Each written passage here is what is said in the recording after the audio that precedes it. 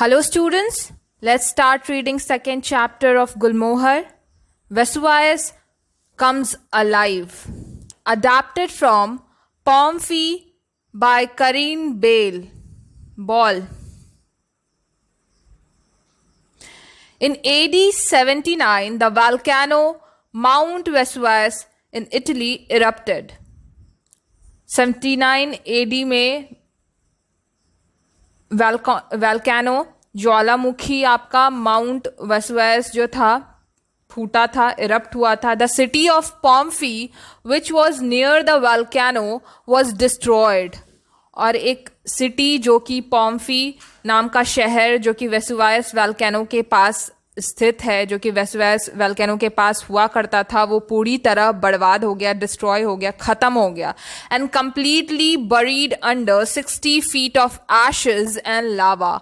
और पूरी तरह वो दब गया 60 feet एशेज के, राख के नीचे और लावा के नीचे. जब ज्वालामुखी फूटा तो उसके एशेज, उसकी राख और लावा के नीचे वो शहर, पॉम्फी नाम का शहर, पूरी तरह बर्बाद होके, ध्वस्त होके दब गया.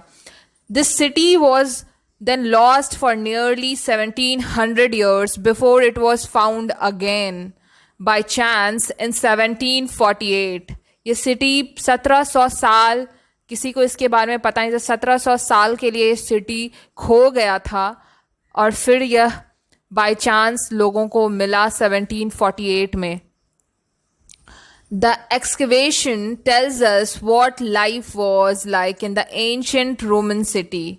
और फिर पता चले कि पहले के एंशियंट सिटी में जब उसे वहाँ पे डिग किया गया ग्राउंड को, और वहाँ से जो बिल्डिंग्स और उसके बचे कुचे जो अवशेष थे, जो पार्ट्स थे, जो ऑब्जेक्ट्स थे जो निकल कर आए एक्सक्रीशन में, उससे पता चला कि एंशियंट सिटी, पुरानी जो सिटीज़ होती थी, पुराने ज़माने की रोमन सिटीज़, वो कैसी होती थी, वहाँ की ज़िंदगी कैसी होती थी. The happenings are told by an old man in Pompeii. क्या हुआ था उस दिन की कहानी एक बूढ़े इंसान ने सुनाई थी कि पॉम्फी में उस दिन हुआ क्या था, जिस दिन वैल्कानो इरप्ट हुआ था, जिस दिन वैल्कानो फूटा था. Only he realized that day that the smoke arising from Vesuvius was a sign of danger. सिर्फ उसी बूढ़े इंसान को ये रियलाइज हुआ था, ये लगा था कि ये जो स्मोक वेसुवियस माउंटेन से निकल रहा है, ये डेंजर का साइन है, ये खतरे का साइन है. 24 अगस्त AD 79. ये कहानी किस दिन की है? 24 अगस्त 79 AD की कहानी है. The morning began very hot, hotter then a normal August day. वो दिन बहुत गर्म था, जैसा नॉर्मल अगस्त में हर दिन होता है, उससे टेम्परेचर उस दिन का काफ़ी ज़्यादा था. But Pompeii's market traders did not notice this and began to set up their stalls in the forum. Pompeii के जो मार्केट ट्रेडर्स थे, जो वहाँ के व्यापारी थे, जो वहाँ अपनी दुकानें लगाया करते थे, उन्होंने ये नोटिस नहीं किया, उन्होंने इस चीज़ पे ध्यान नहीं दिया और अपने दुकानों को, अपने स्टॉल्स को उन्होंने सेटअप कर लिया फोरम में. फोरम वो एरिया होता है, पब्लिक एरिया, जहाँ पे टाउन के बीच में, जहाँ पे लोग अपनी मार्केटिंग के लिए आते हैं, खरीदारी के लिए आते हैं. Okay. A few curious citizens watched from under the shade of a leafy tree. कुछ citizens जो थे वो पेड़ों के नीचे, लीव्स, पेड़ों के नीचे छांव में बैठे थे, पत्तों की छांव में. A wealthy woman went past on a chair that was carried by 4 attendants. एक wealthy woman, अमीर औरत, जो कि अपने कैरेज में जा रही है. वो कैरेज चेयर की तरह है जिसे 4 लोगों ने उठा रखा है अपने कंधों पे. The traders prepared themselves for a day of good business and laid out all their wares. जो ट्रेडर्स हैं, जो व्यापारी हैं, वो उस दिन अपना अच्छा बिजनेस करना चाहते थे, अच्छा व्यापार करना चाहते थे. अपने सारे वेयर्स को, अपने जितने भी उनके सामान थे जो वो मार्केट में सेल करने के लिए लाए थे, उसे उन लोगों ने बहुत अच्छे से प्रिपेयर करके सजा लिया था अपने अपने अपने शॉप्स में, अपने दुकानों में, अपने स्टॉल्स में. A shoemaker spread all his tools. एक शू मेकर था जिसने कि अपने सारे टूल्स को, जिसको वो यूज करता था शूज बनाने में, उसे फैलाकर स्प्रेड कर कर रखा था उसने. Fabric, pottery, wool, bread and honey were all arranged on carts for sale. सारी चीजें दुकानों में बिकने के लिए, फैब्रिक, कपड़े, पॉटरी, मिट्टी के बने हुए बर्तन, वूल, ऊनी, ब्रेड, हनी, खाने की चीजें, सब कुछ बहुत अच्छे से अरेंज थी कार्ट्स पे बिकने के लिए. The sellers looked anxiously for buyers. और जो सेलर्स थे, जो दुकानदार थे, वो उत्सुक होके इंतजार कर रहे थे अपने दुकान में ग्राहकों के आने का, बायर्स के आने का. They would soon be there. और जल्दी ही यहाँ पे बायर्स आ जाएंगे. जो खरीदार हैं, जो मार्केटिंग करने लोग निकलते हैं, वो जल्दी ही पहुंच जाएंगे. No one notice that the sun looked unusual hazy in the sky. किसी ने भी इस बात पर ध्यान नहीं दिया कि जो सूरज है वो आज थोड़ा हेजी है, जो क्लियर नहीं है. आसमान में जो सूरज है वो साफ नहीं दिखाई दे रहा. But 10 o'clock the market was busy and full of noise. जैसे ही 10 बजा, लोगों की भीड़ उमड़ आई मार्केट में. जैसा अक्सर हुआ करता था दिन, बिल्कुल वैसा ही था. मार्केट बिल्कुल बिजी था, फुल ऑफ नॉइज था, लोगों का आना जाना लगा हुआ था. Traders called out their wares. और जो ट्रेडर्स थे वो अपने वेयर्स के लिए की बोली लगा रहे थे. मतलब वो चिल्ला रहे थे और बता रहे थे अपने वेयर्स के बारे में. जैसे आमतौर पे कोई सब्जी बेचने वाला बता रहा होता है कि आलू ले लो, प्याज ले लो, 10 रुपए किलो, वैसे ही वो ट्रेडर्स भी क्या कर रहे थे, अपने वेयर्स के बारे में लोगों को बता रहे थे. And people wandered from stall to stall. और लोग एक स्टॉल से एक दुकान से दूसरे दुकान घूम रहे थे. बाइंग, आस्किंग फॉर प्राइस, खरीद रहे थे, कुछ कुछ दाम पूछ रहे थे. एंड टॉकिंग, कुछ बात कर रहे थे. In the far corner of square N old man with a stoop busily added his own note to Pomfrey's local notice board. एक कोने में, बहुत दूर एक कोने में, चौराहे के कोने पे एक बूढ़ा आदमी, वो अपना काम करने में लगा हुआ है. वो अपना नोट, अपनी नोटिस बोर्ड पे, जहाँ जो कि लोकल नोटिस बोर्ड है पॉम्फी का, जहाँ पे अक्सर नोटिसेस लगाए जाते हैं, वहाँ पे वो अपना पर्सनल नोट लिख रहा है सिटी के वॉल पे. देयर वेर नो टेलीफोन्स और पोस्ट देन. पहले के ज़माने में टेलीफोन्स या पोस्ट नहीं होते थे. And this was how people in Pompeii left their messages for each other. और इसी तरह दीवारों पर लिखकर ही आम लोग अपने मैसेजेस को छोड़ते थे दूसरे लोगों के लिए पॉम्फी में. The man did not like the messages on the wall. He decided to let the others know that. वो उस आदमी को दीवारों पे मैसेज लिखना पसंद नहीं था, इसीलिए वो दूसरों को ये बात बताना चाहता था. Oh well, I can't believe you haven't fall under the weight of all these boring messages. और वो वॉल पे क्या लिखता है? ओह वॉल, आई कांट बिलीव, कहता है कि ओ दीवार, मुझे विश्वास नहीं होता कि तुम गिरते नहीं हो. इन सारे, कैसे तुम वजन उठाते हो, कैसे तुम गिरते नहीं हो इन सारे वजन के नीचे, इन सारे बोर्डिंग मैसेजेस के वजन के नीचे.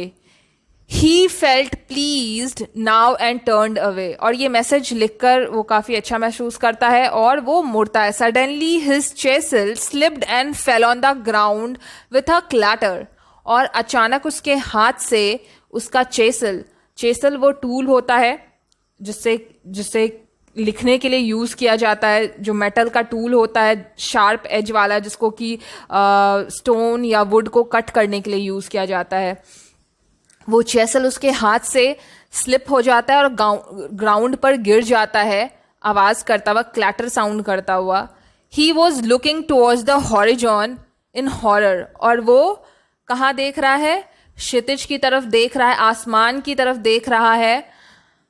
डरा हुआ, and raised a limp finger to point at what he saw before him, और वो अपनी उंगली उठाता हुआ, अपनी कांपते हुए हाथ उठाता हुआ उंगली से पॉइंट आउट करता है जो वो देख रहा है उसकी तरफ. समवन ब्रश्ड पास्ट हिम, और कोई उसकी इस पास से गुजरता है, but he did not move, और वो इतने ध्यान से, इतना चौंक कर, इतना डरा हुआ वो उस चीज़ को देख रहा है कि उसे कोई फर्क नहीं पड़ता कि कौन उसकी तरफ से, उसके अगल बगल से उससे टकराता हुआ गुजर रहा है. He stood frozen with fear, वो बिल्कुल डरा हुआ, सहमा हुआ वहीं खड़ा है. It was a long time before he moved, और बहुत देर बाद वो मूव करता है, हिलता है. Then he turn to the people, और वो लोगों की तरफ मुड़ता है और कहता है, look the volcano is stirring, और वो लोगों की तरफ मुड़कर कहता है, देखो वॉल्केनो जो है वो स्टिरिंग कर रहा है. ही शाउटेड, वो चिल्लाकर लोगों को ये बात बताता है. Passengers by looked back over the shoulder to see what he was pointing at. जो लोग हैं वहां पे, जो अगल बगल से गुजर रहे हैं, जो पासर्स हैं, वो देखते हैं कि वो किस चीज़ की तरफ पॉइंट आउट कर रहा है. उसके शोल्डर के ऊपर से देखते हैं कि वो किस चीज़ की तरफ पॉइंट आउट कर कर बता रहा है. Gasps and nervous laughs filled the air, और बिल्कुल रिलैक्स, मतलब ऐसे बिहेव कर रहे हैं जैसे कुछ अजूबा चीज़ वो नहीं दिखा रहा है. They are very relax, they are gasping, and हंसते हैं वो, नर्वसली वो हंसते हैं सारे, और हंसकर निकल जाते हैं. बट नो वन लिसन्ड, मगर कोई भी उसकी बात पर ध्यान नहीं देता, कोई भी उसकी बात को सीरियसली नहीं लेता. They just shook their head and turn their bags, वो सिर्फ अपना सर हिलाते हैं और फिर मुड़कर चले जाते हैं. They smile to themselves and thought, वो एक दूसरे की तरफ देखते हैं, स्माइल करते हैं और सोचते हैं, the god are angry again, कि भगवान फिर से नाराज हैं, भगवान फिर से गुस्सा हैं. And they went back to whatever they were doing, और फिर वो वापस से वही काम करने चले जाते हैं जो वो पहले कर रहे थे. Why aren't they listening to me, thought the man worriedly, और वो इंसान बड़ा परेशान होकर ये सोचता है कि ये लोग मेरी बात सुन क्यों नहीं रहे. देन ही न्यू वाई, और फिर वो समझ जाता है कि क्यों ये लोग समझ नहीं रहे. The people of Pomfrey were used to vociferous rumbling and sweeping out smoke now and then. जो पॉम्फी के लोग थे, क्योंकि वो वॉल्केनो वाले माउंटेन की बगल में रहते थे, इसीलिए they are used to that thing, उन्हें आदत हो गई थी वॉइसवेस के रम्बलिंग की, उसके